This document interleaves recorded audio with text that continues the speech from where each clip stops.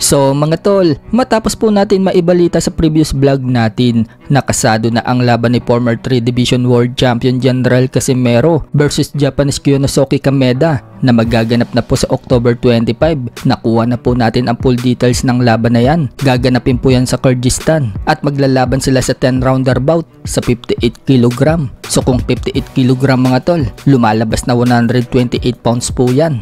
Lagpas sa 126 pounds or featherweight division. Kaya wala na magiging problema si Casimero sa timbang dahil 128 pounds na yan. Binunyag nga din po ni Casimero mga tol ang plano sa kanya ng Kameda promotion. Aniya, gagawin daw siyang 4 Division World Champion sa susunod na taon. At hindi lang yan, kapag sinuwerte, baka maging 5 Division World Champion pa daw siya. Hindi daw nagkamali ang Kameda promotion sa pagpili sa kanya. Patutunayan umano niya sa promoter niya na kaya daw niya muling mag-champion. Sa mga nag-aalala naman umano sa kondisyon niya, wika ni Casimero, kahit isang taon na daw siyang hindi napalaban, hindi naman daw siya huminto sa pag-iinsayo. Tuloy-tuloy pa rin daw ang kanyang pagtitraining. Pagmamalaki ni Casimero, siya pa rin daw ang #1 boxer sa Pilipinas. Kahit wala daw kasi siyang laban, siya pa rin daw ang pinag-uusapan sa social media. May sagot naman si Casimero sa pag-aangas sa kanya ni Kyonosuke Kameda. Noong mag-face off na po kasi sila, pinatanggal sa kanya yung shade niya. Sinisindak siya ni Kameda. Tinitigan siya na masama. Ani Casimero, hinahayaan lang daw niya mag-angas itong si Kameda. Good boy muna daw siya ngayon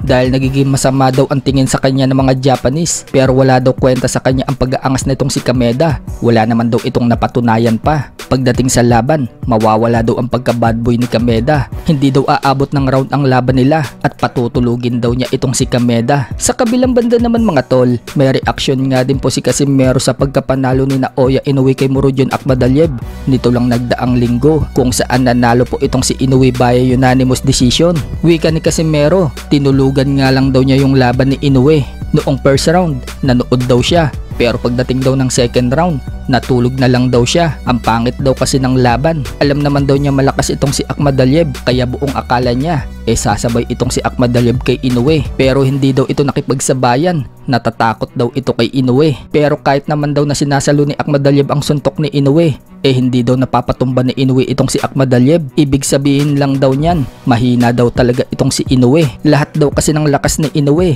ipinatama na kay Akhmadaliev, pero walang epek. Hindi man lang daw bumagsak si Akhmadaliev. Ang tunay daw kasing malakas, isang suntok pa lang, tulog na yung kalaban. Parang katulad daw sa huling laban niya dito kay Saul Sanchez. Isang suntok pa lang, nangisay na daw ito sa kanya. Yan daw ang tunay na malakas.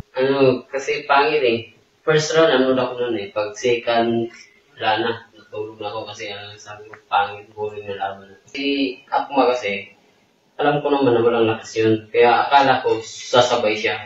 Wala natatakot si Akma Si Akma, hindi naman tumatakbo Sinasalo niya lahat ng suntok Sa FMS, mahina si Naoya.